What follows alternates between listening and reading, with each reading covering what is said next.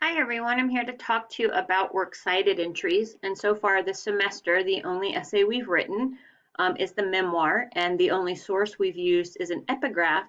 And even though we've used an epigraph, we still need a works cited entry on a works cited page.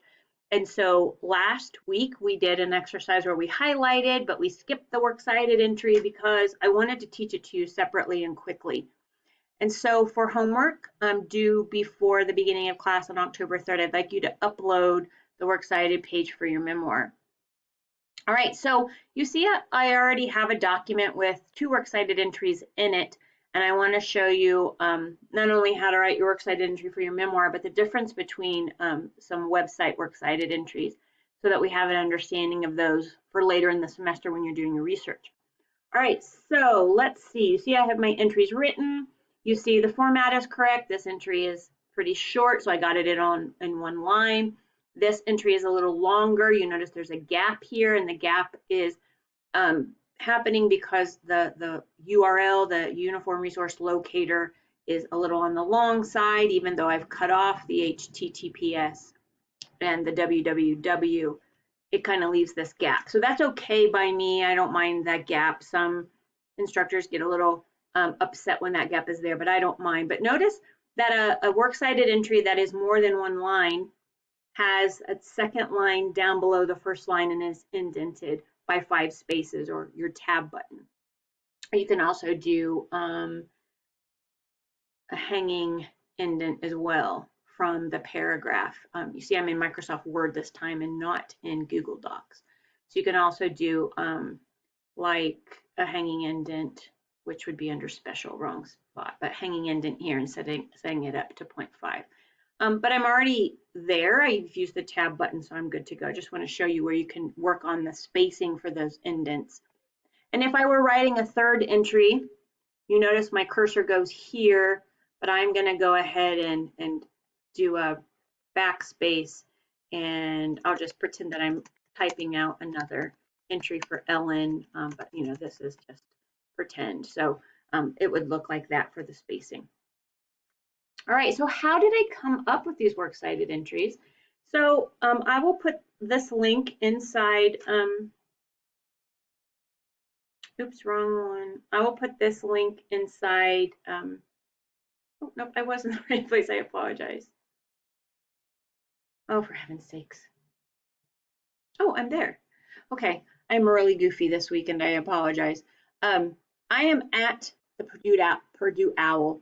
OWL stands for Online Writing Lab. The Purdue OWL is one of the best resources for MLA format. I'm sure you've seen it before in other English classes. You notice that I am at the page where I'm looking at works cited entries and I'm looking at citing an entire website.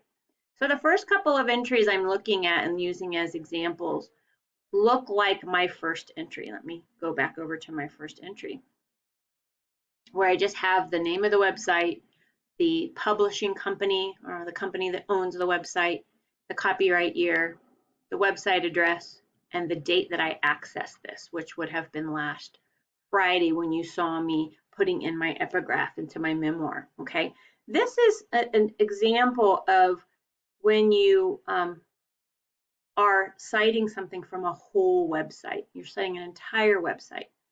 I have to be honest that this entry is not all the way correct. I mean, it's the easiest entry to write for your memoir and it's good enough, but it's not all the way precise, not all the way correct. What I need to do instead, and how did I know what information to put on in my entry? I'll show you that in a few minutes, but I'm following the examples of the models, the model works cited entries here. There's information up here about the kind of information from the website that you're putting in, and it even shows the punctuation that you need for each piece of information. So basically, I just follow the examples, okay? The punctuation is what it's supposed to be, and so I just copy that. But again, my second entry is more accurate than my first because in this case, when I go to my Goodreads example, my website example, where I found my epigraph, it happened to be down here a little ways, right? This is more accurate because now I'm on a specific web page within the website, and it's more accurate to cite it this way. So for your memoir works cited page, you can do one of the two. And the second one, I'm going to show it to you now, is more correct, that I am giving the author's name in this case, giving the name of the page that I'm on. Let me show it to you again. I'm on this page called Glass Quotes. This is where I found the epigraph. It was down here a little ways when I scrolled down, okay? But I'm on the specific page, okay? And this is more accurate. This is the title I've pulled, Glass Quotes, because that's how I found my epigraph. So back to the Works Cited page. Glass Quotes. Then I have the name of the website, which is Goodreads. This is the company or the publisher that owns Goodreads. All of the rest of the information is the same copyright year, but I'm on a different website, right? I have a different URL here, and I'm using the same access date. So accessed dates are really good for websites, especially when, like in this example, you don't have that much information in your entry. When you're looking at your website, works cited entry compared to others, adding the access date is a really good idea if you don't have specific information in your entry. For instance, maybe there's a missing copyright date on the website. So it's good to have an access date, because then at least when you are online and found, the source has a date associated with it. But having an access date is a really great idea, because it's not just the copyright of the site that we're looking for, but also when you found the information. All right, so back to my page on at the Purdue OWL on how to write these entries. You know, page on a website, you're going to do author, comma, first name, like I did with mine, Hopkins, comma, Ellen. The title of the page, you see, was where I put that Glass Quotes. Where did I find Glass Quotes? It was at the top of my Goodreads page when I found the page where I found my passage for my epigraph.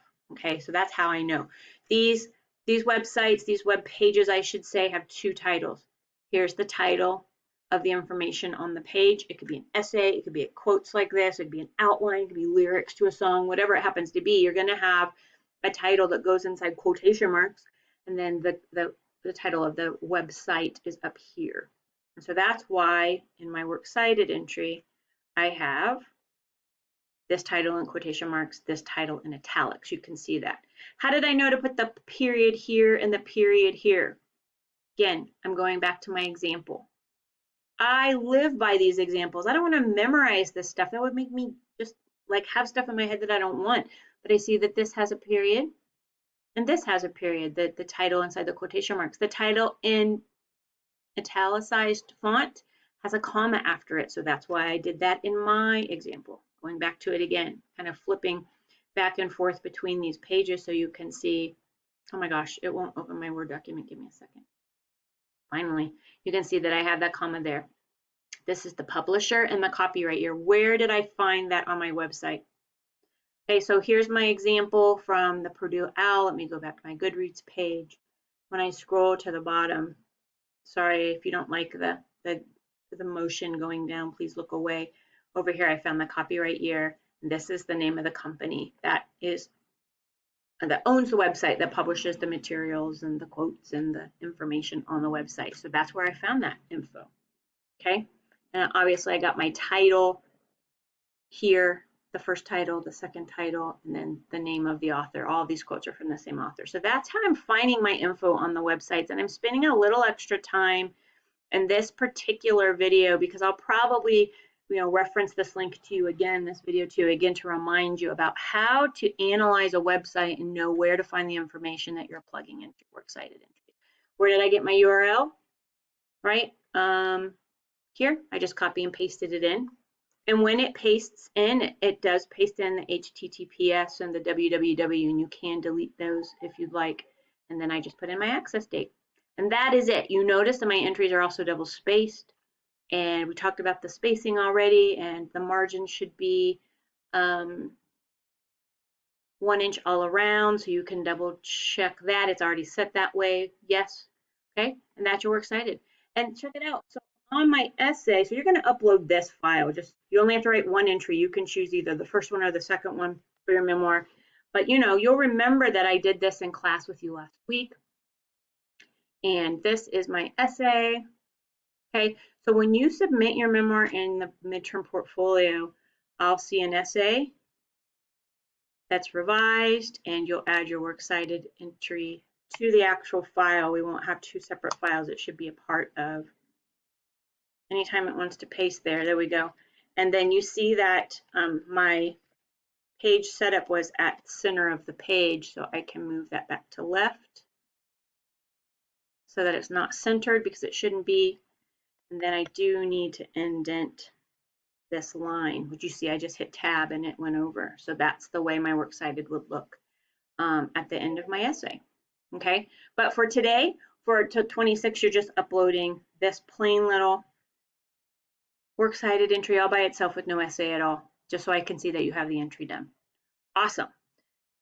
Thank you for watching the video. If you have questions about works cited entries for web sources, let me know, because you see there's some different stuff going on, whether we're citing from a whole website or just a particular web page, and how we write that and how it looks different. All right, talk to you later. Bye.